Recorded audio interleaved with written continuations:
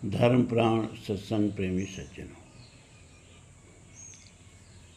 कल भगवत गीता का तीसरा अध्याय समाप्त हुआ और कल से चौथा अध्याय शुरू करेंगे। तो फिर आज क्या करेंगे? दरअसल कल त्रिपाठी जी ने पुरुरवा और उर्वशी की कथा में जिज्ञासा प्रकट की।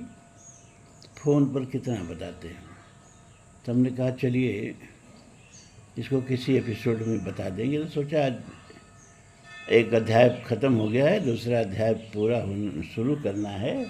इस बीच के संधि में ये कथा ही आप लोगों को सुनाते हैं, पुरुरवा और उर्वशी की कथा। ये कथा वैदिक है भाई। ऋग्वेद के 10वें मंडल में 95वें सूक्त में 1 से 18 मंत्रों में ये कथा क्या है? पुरुरवा उर्वशी का संवाद का वर्णन है। तो ऋग्वेद कोई कथात्मक ग्रंथ तो है नहीं कि उसमें किस्सा कहानी पुराणों की तरह दिया जाएगा। वो संकेत ही काफ़ी है। फिर तो वो ऋग्वेद से वो कथा सारे पुराणों में फैल गई। तो आप लोग श्रीमद् भागवत बहुत ज़्यादा सुनते हैं और पुराणों से तो कुछ लेना देना नहीं है। तो श्रीमद् भागवत से ही हम सुना देते हैं कथा। श्रीमद् भागवत के 9वें स्कंद का 14वां अध्याय, इसमें पुरुरवा और उर्वशी की प्रेम कथा का वर्णन है। पहले वेद की कथा की थोड़ी व्याख्या कर ली जाए। कथा तो है नहीं, एक संकेत मात्र है। देखो, पुर और रवा। पुर माने होता है अधिक, पर्याप्त, और रवा माने होता है स्वर, गर्जन, रव। तो पुरुरवा का मतलब होता है घनघोर गर्जना करने वाला। और उर्वशी ऐसे है तो अप्सरा, लेकिन इसका सांकेतिक हो जाएगा। उर्वी माने क्या होता है आप जानते हैं? उर्वी माने पृथ्वी होता है। तो ये एक तरह से आप कह सकते हैं दिवलोक। पुरुरवा क्यों? क्योंकि अंतरिक्ष में जब बादल घुमड़ते हैं तो घोर गर्जना करते हैं। सबसे अधिक गर्जना बादलों की ही मानी जाती है।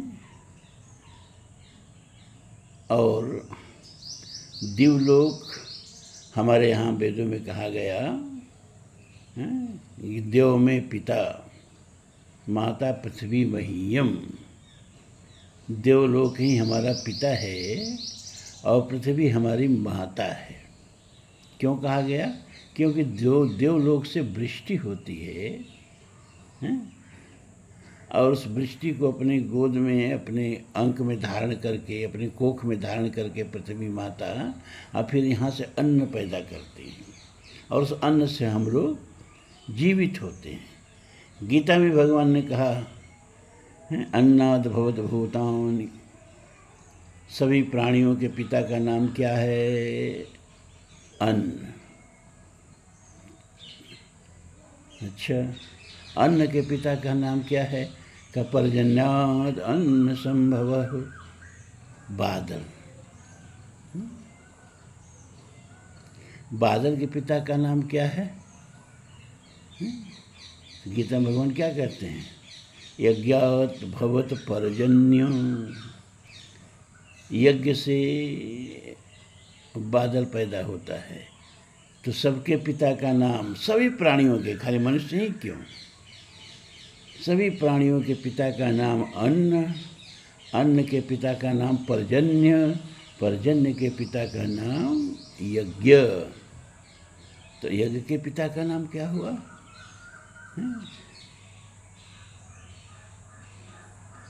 तो यज्ञ जो है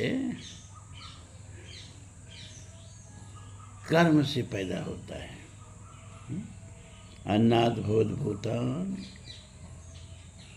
पर्जन्याद अन्न संभव, यज्ञात भवत पर्जन्य, यज्ञ कर्म समुद्भव। शास्त्र विहित कर्म को यज्ञ कहते हैं। देखिए बात समझिए, खाली हवन को ही यज्ञ नहीं कहते हैं।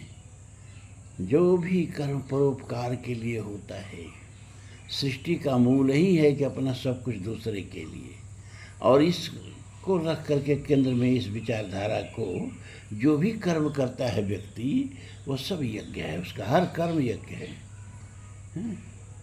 यज्ञ कर्म समुद्भव। तो किस कर्म को, हर कर्म को यज्ञ कहेंगे? कहा नहीं, कर्म ब्रह्मोद्भवम विद्धि। यहाँ ब्रह्म शब्द वेद के लिए आया है। कर्म का पिता कौन है? वेद। वेदों में जो कर्म वर्णित है, शास्त्र विहित जो कर्म है, उसको ही कर्म कहेंगे। तो कर्म ब्रह्मोद्भवम विद्धि, ब्रह्म अक्षर समुद्भवम। और ये वेद जो है ना, वो अक्षर परमात्मा से, अक्षर में जिसका कभी क्षर न हो, वो शाश्वत सनातन परमात्मा से वेद पैदा हुआ है। तस्मात् सर्वगत ब्रह्म नित्य यज्ञ प्रतिष्ठितम। ते क्रम बताया क्या कि सबके पिता, सब प्राणियों के पिता अन्न, अन्न के पिता पर्जन्य, पर्जन्य के पिता यज्ञ, यज्ञ के पिता शास्त्र विहित कर्म, शास्त्र विहित कर्म कहाँ से पैदा होता है?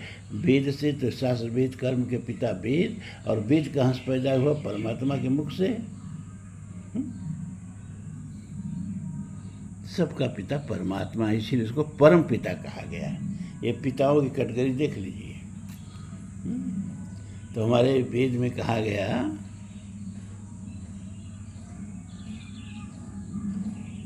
कि देव में पिता, माता पृथ्वी महीयम। देव हमारे पिता हैं और पृथ्वी हमारी माता है। तो ये देव और पृथ्वी का मिलन कैसे होता है भाई? वृष्टि के द्वारा होता है। वृष्टि की बूंदों का वो पृथ्वी के गर्भ में आधान करता है। कौन? देवलोक। तब इससे अन्न, और अन्न से प्राणी पैदा होते हैं। तो ये सांकेतिक कथा है, क्योंकि वहाँ कथा नहीं दिया गया, केवल संवाद दिया गया है। ऋग्वेद के 10वें मंडल का 95वां सूक्त में 18 मंत्र उर्वशी और पूर्व के लिए आते हैं।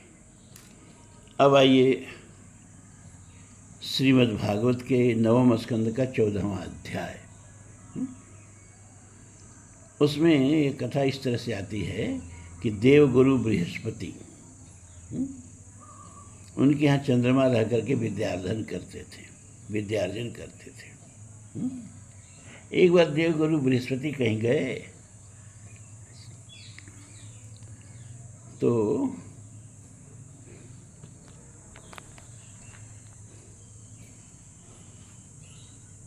चंद्रमा को कह गए कि देखना भाई, जरा अपनी गुरु माता का ध्यान रखना, इनकी सेवा शुश्रूषा करना, इनको कोई आवश्यकता पड़े तो उसको पूरा करना। तो जब गुरु माता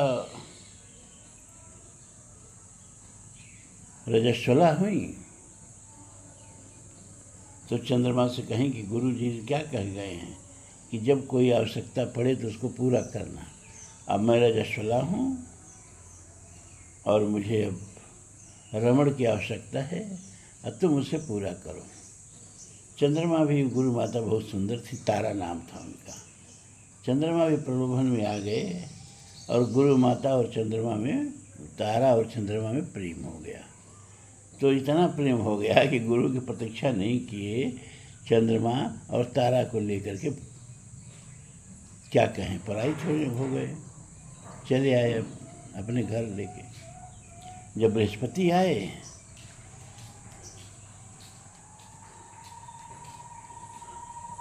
तो बृहस्पति को पता चला, तो चंद्रमा से तारा को मांगे, तारा ने देने से स्वीकार कर दिया।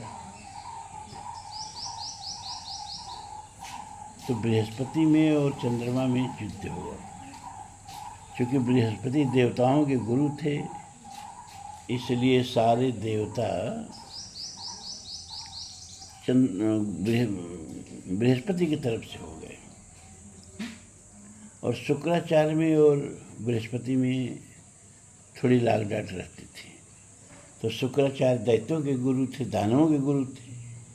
तो शुक्राचार्य के कहने से सारे दानव जो हैं चंद्रमा की तरफ से हो गए और तारा के लिए देवासुर संग्राम छिड़ गया। और देवता और दानव दोनों मरने लगे एक तारा के लिए। ब्रह्मा ने देखा ही तो बड़ा अनर्थ हो रहा है, तो आए, बीच बचाव किए और तारा को जो है वो बृहस्पति को दिलवा दिए।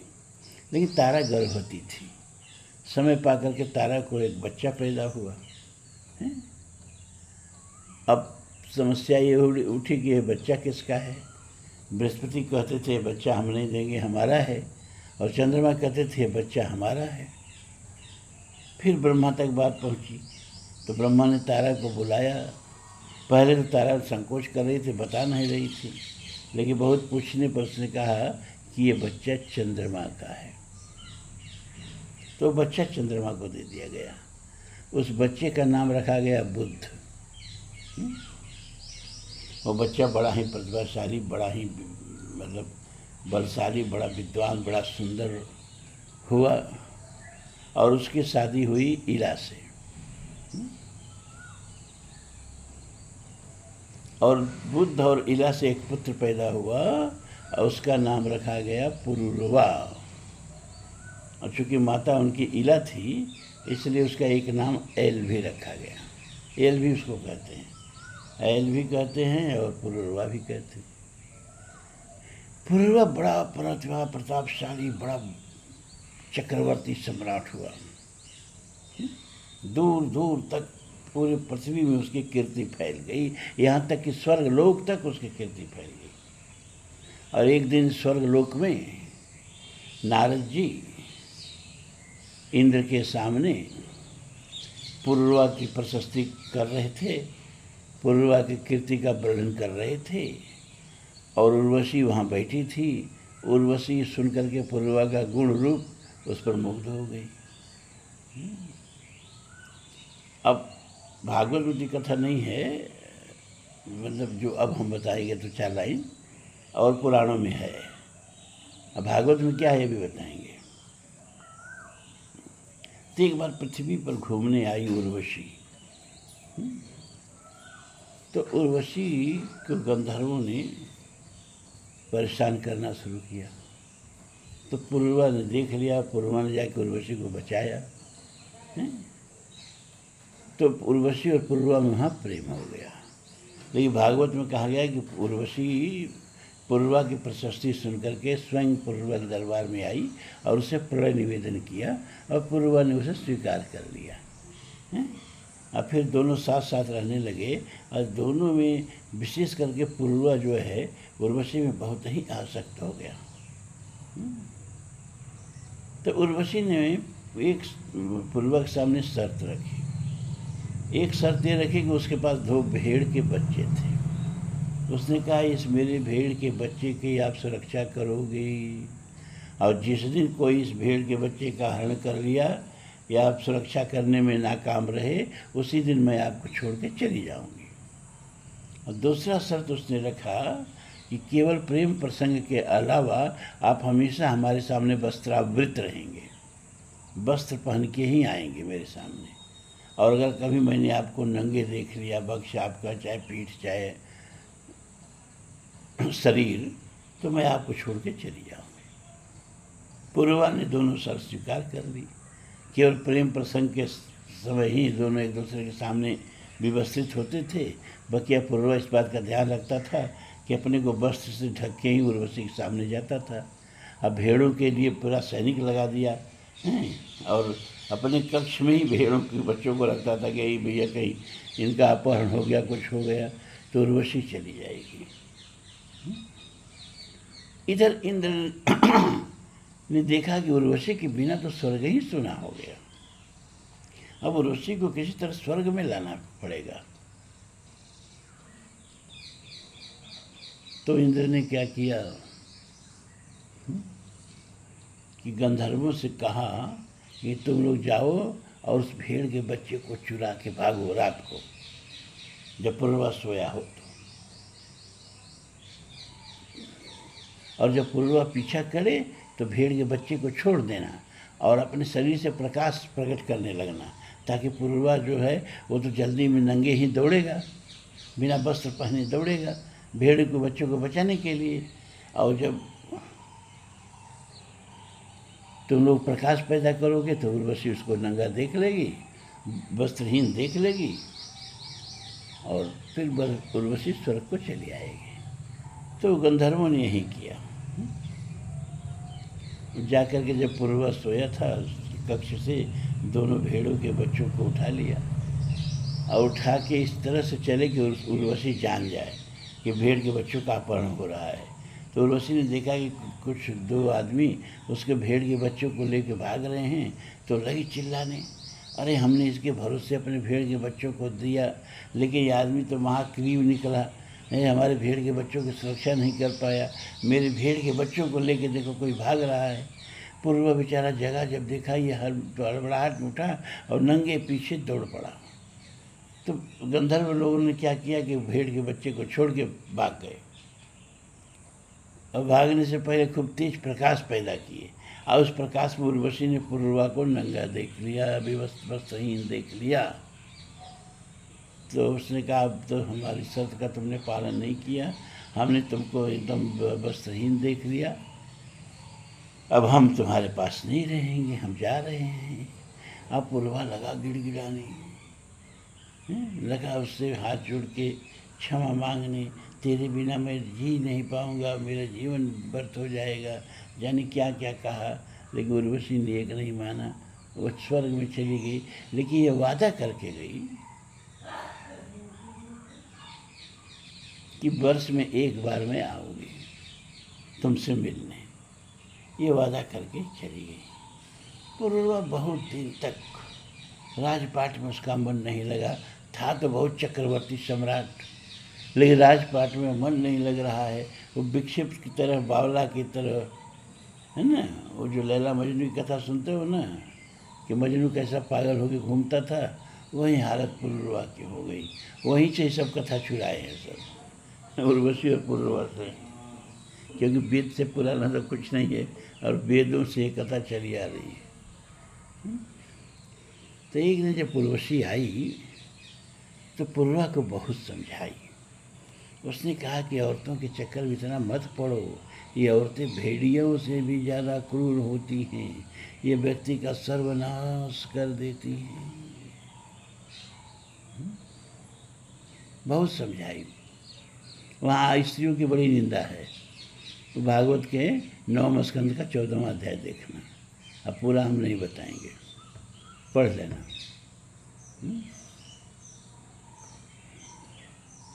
लोग कहते हैं देखो भारतीय संस्कृति में स्त्रियों की कितनी निंदा है। अरे ये निंदा स्त्रियों की नहीं है, ये पुरवा जो एक स्त्री के प्रेम में पागल हो गया है, उसके पागलपन को दूर करने के लिए उसको दवा दी जा रही है। निंदा के लिए निंदा नहीं किया जा रहा है, पुरवा को स्त्रियों के मोह से, व्यामोह से मुक्त करने के लिए स्त्रियों की निंदा की जा रही है। इस बात को लोग प्रसंग से काट के जो मन में आए बोल देते हैं। अब मानस में लिखा कि पूजिए विप्र शील गुणहीना, शूद्र गुणगण ज्ञान प्रवीणा। अरे मच गया तहलका। अरे भैया ये सबके लिए नहीं है, ये दवा दी जा रही है कबंध को। कबंध माने होता है धड़, शीश नहीं।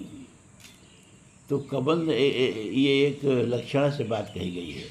वो इस तरह का था कि वो ब्राह्मणों से रहित कर देना चाहता था समाज को। ब्राह्मणों से उसको इतनी नफरत थी कि वो ब्राह्मण विहीन समाज बनाना चाहता था और बहुत ब्रह्महत्या करता था।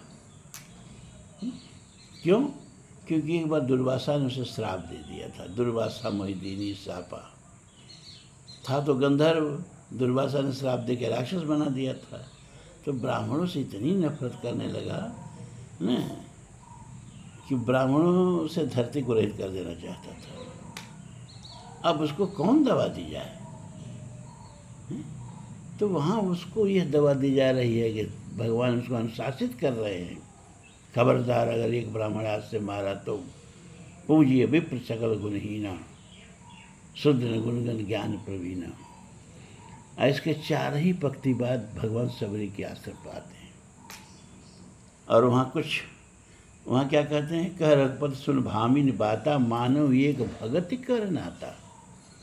जाति पात कुल धर्म बड़ाई, धन बल पर्जन गुण चतुराई। भगवान ने कहा ये 10 मेरे यहाँ नहीं चलता, ये आत पात जात मैं नहीं देखता, सब मम प्रिय सब मम उपजाए, उसमें हमारे लिए कोई भेद नहीं है भैया।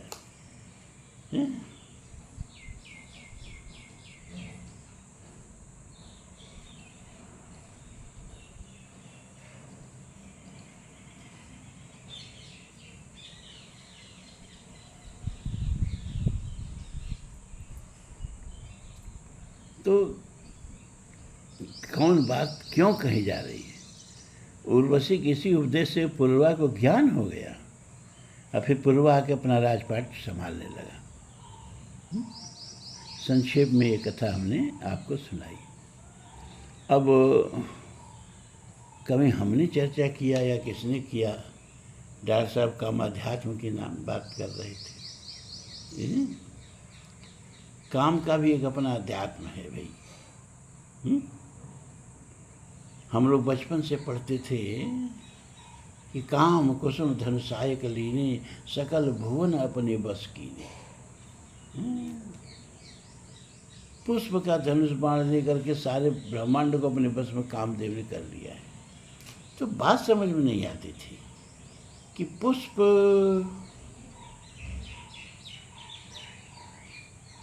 के बाण में इतनी ताकत कैसे भैया कि सकल भुवन अपने बस कीने। फिर मानस में तुलसीदास जी लिखते हैं कि सूल कुलिस अस अगौ निहारे, तेरतिनाथ सुमन सर मारे।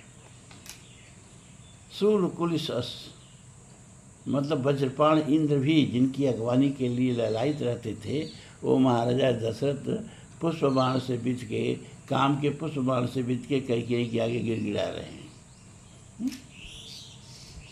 तो फिर मन में प्रश्न उठता था कि फूल में इतनी ताकत कहाँ से आ गई। फिर साकेत में लिखते हैं मैथिली स्वर्णगुप्त की उर्मिला काम से निवेदन कर रही है कि मुझे फूल मत मारो, मैं अबला बाला वियोगनी, कुछ तो दया विचारो। रूप दर्प कंदर्प तुम्हें तो मेरे पति पर वारो। पूरा पद है। तो हम सोचते थे कि फूल से कितना चोट लग रही, कि इतना गिड़गिड़ा रही है उर्मिला जैसी स्त्री, मुझे फूल मत मारो। लेकिन जब उर्वशी हमने पढ़ा, दिनकर जी ने एक खंड काव्य लिखा उर्वशी। ये उर्वशी की कथा पर बड़ा सुंदर उन्होंने एक काव्य की रचना की। उसमें वो समझाते हैं कि फूल की ताकत क्या होती है। यही दिनकर का कामाध्यात्म है। दिनकर के कामाध्यात्म से ये हिंदी साहित्य में प्रतिष्ठा प्राप्त किया उर्वशी ग्रंथ।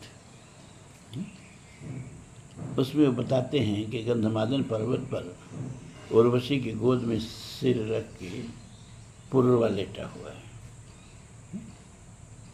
और सोचता है कि सिंधु सा उद्दाम। अब थोड़ा साहित्य में प्रवेश करिए, ब्रह्म विद्या सुनते सुनते थोड़ा साहित्य में आइए। और गीता भी साहित्य है, वेद भी साहित्य है, श्लोक पद ही न होते हैं। तो पूर्वा सोच रहा है कि सिंधु सा उद्दाम परम्पार मेरा बल कहाँ है। गूंजता जिस शक्ति का सर्वत्र जय जयकार, उस अटल संकल्प का संबल कहाँ है। ये शिला सा वक्ष, ये चट्टान सी मेरी भुजाएं, सूर्य के आलोक से दीपित समुन्नत भाल, मेरे प्राण का सागर अगम उत्ताल उच्छल है। सामने टिकते नहीं बलराज, पर्वत डोलते हैं। कांपता है कुंडली मारे समय का ब्याल, मेरे बाहों में मारुत गरुड़ गजराज का बल। मर्त मानव के विजय का तुर्य हूँ मैं, उर्वशी अपनी समय का सूर्य हूँ मैं। अंधतम के फाल पर पावक जलाता हूँ, बादलों के शीश पर चंदन चलाता हूँ। ये पूर्वा की अपनी पुरुषार्थ अपनी कीर्ति का वर्णन है, ठीक है। पर इसके आगे कहता है कि पर न जाने बात क्या है। इंद्र का आयुध पुरुष जो झेल सकता है, यानी वज्र को जो अपने सीने पर झेल के वापस कर दे। इंद्र का आयुध पुरुष जो झेल सकता है, सिंह से बाहें मिलाकर खेल सकता है। शक्त के आगे वही फूल के आगे वही निरुपाय हो जाता, सख्त के रहते हुए असहाय हो जाता। विद्ध हो जाता सहज बंकिम नयन के बाण से, मोह लेती रूप सी नारी उसे मुस्कान से। ये काम अध्यात्म है दिनकर का। तो मैं तुम्हारे बाण का विधा हुआ खग वक्ष पर धर शीश मरना चाहता हूँ। मैं तुम्हारे हाथ का लीला कमल हूँ, प्राण के सर में उतरना चाहता हूँ। तो इन प्रफुल्लित प्राण पुष्पों में मुझे शाश्वत शरण दो, गंध के इस लोक से बाहर न जाना चाहता हूँ। मैं तुम्हारे रक्त के कण में समाकर प्रार्थना के गीत गाना चाहता हूँ। शेक्सपियर की एक बहुत प्रसिद्ध लाइन है, beauty is only to see not to touch. सौंदर्य केवल देखने की चीज़ है, छूने की चीज़ नहीं है। दिनकर जी का काम आध्यात्म यहाँ बोलता है। रूप का रसमय निमंत्रण या कि मेरे ही रुधिर की वहनी, शांत से जीनी न देती। हर घड़ी कहती उठो इस चंद्रमा को हाथ से धर कर निचोड़ो, पान कर लो इस सुधा का शांत होंगी, अब नहीं आगे कभी उद्भ्रांत होंगी। किंतु रस के पात्र पर ज्यों ही लगाता हूँ अधर को, न जाने किस अतल से नाद आता, अरे अभी तक भी न समझा। दृष्टि का जो पेय है वह रक्त का भोजन नहीं। ठीक वही शेक्सपियर वाली बात, beauty is only to see not to touch. दृष्टि का जो पेय है वह रक्त का भोजन नहीं, रूप की आराधना का मार्ग आलिंगन नहीं। टूट गिरती हैं उमंगे बस, बाहों का पास हो जाता शिथिल है। लेकिन फिर वही उद्युक्त चिंतन, फिर वही परीक्षा चिरंतन कि दृष्टि का जो पेय है वह रक्त का भोजन नहीं तो और क्या है। और रूप का स्नेह का रूप को उपहार, रस भरा चुंबन नहीं तो और क्या है। काट दिया शेक्सपियर की बात को। हाँ, स्नेह का सौंदर्य को उपहार, रस भरा चुंबन नहीं तो और क्या है। ये दिनकर का काम अध्यात्म है। एक जगह उसी उर्वशी में लिखते हैं, वर्तमानों को देवता कहना वृषा है। लोग कहते हैं अरे आप तो देव पुरुष हैं, आप तो देवता हैं। दिनकर जी ने कहा, देवता मरे हुए होते हैं, उनकी आग बुझी हुई होती है, आदमी को देवता मत बनाओ। वर्तमानों को देवता कहना मृषा है, देवता शीतल मनुज अंगार है। देवताओं की नदी में ताप की लहरें न उठती, किंतु नर के रक्त में ज्वालामुखी हुंकारता है।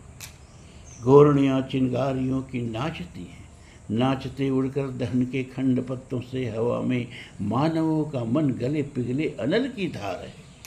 तो चाहिए देवत्व, पर इस आग को धर दूँ कहाँ पर, कामनाओं को विसर्जित व्योम में कर दूँ कहाँ पर। वहन का बेचैन यह रसकोश बोलो कौन लेगा, काम के बदले मुझे संतोष बोलो कौन देगा। भैया हो, ये हिंदी साहित्य के विद्यार्थियों को उच्च कक्षा में पढ़ाया जाता है, तो भी उनके समझ में आता है नहीं आता है। आप लोगों से हमने अन्याय किया जो आप लोगों के सुना दिए हैं। लेकिन अब चूँकि डॉक्टर साहब ने पूछ दिया था, तो भगवान गीता में खुद अपने को कहते हैं, धर्मा विरुद्ध लोकेशु कामो अश्विन भरतर्षभ।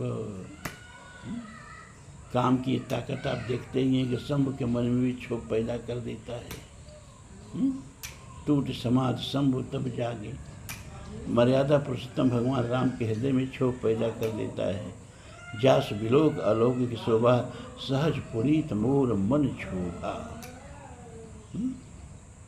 सो सब कारण जान विधाता, फर्क ही सुभग अंग सुन भराता। लेकिन नारद के मन में क्षोभ नहीं पैदा कर पाता। इसका एक अलग ही अध्यात्म है जो कभी हम आप लोगों को सुना चुके हैं, हमको याद है कि शिव के मन में क्षोभ इसलिए पैदा कर देता है कि परहित के लिए आया है।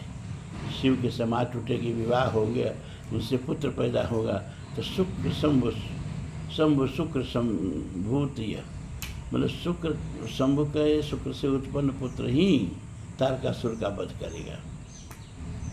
तो उसके लिए अपना प्राणों की बाजी लगाता है। तो तुलसी वहाँ लिखते हैं कि परहित बस जिसके मन माही, तिनकहु जग दुर्लभ कछु नाहि, वो शिव की समाधि भी भंग कर सकता है। और यहाँ राम के अंदर जास पुनीत अलौकिक शोभा, सहज पुनीत मोर मन छोभा। तो भगवान के ऊपर तो दुंदुभी बजा के, जैसे दुंदुभी बजती ना युद्ध से पहले, युद्धारंभ से पहले, तो दुंदुभी बजा के कामदेव उन पर आक्रमण करता है। कंकन किंकिन नूपुर धुन सुनी, कहत लखन सन राम हृदय गुनि, मानहु मदन दुंदुभी दीनी, मनसा विजय कह कीनी। तो भगवान ने कामदेव को कहा कि तुम्हारा दिमाग खराब है। अभी शिव जी से सबक सीख कर कुछ सीखा नहीं, अब मुझसे टकराने चले आए। तो कहा देखे प्रभु, शिव जी से भी जीता मैंने, छूट समाधि छोड़ाने गया था, छूट गई, भले ही भस्म हो गया मैं, लेकिन अपने उद्देश्य में सफल हो गया और आपको भी जीतूंगा। सीता जी से विवाह करा के मानूंगा। कैसे भैया, किस ताकत के बल पर इतना गुमान कर रहे हो? कहा प्रभु आप पर आक्रमण करने आ रहा हूँ। तो कहाँ से आ रहा हूँ, किस शस्त्र को लेके आ रहा हूँ, ये नहीं देख रहे हैं आप? कंकन किंकिन नूपुर धुन सुनी, कहत लखन सन राम हृदय गुनि। सीता जी के चरणों के नूपुर में लिपट करके, माने भक्ति के चरणों से लिपट करके वो भगवान पर आक्रमण करने आ रहा है, तो भगवान को तो हारना ही पड़ेगा। तो आज थोड़ा सा विषय चेंज कर दिया। अब कल से फिर गीता का चौथा अध्याय शुरू करेंगे। आप लोगों को बहुत बहुत धन्यवाद, आशीर्वाद।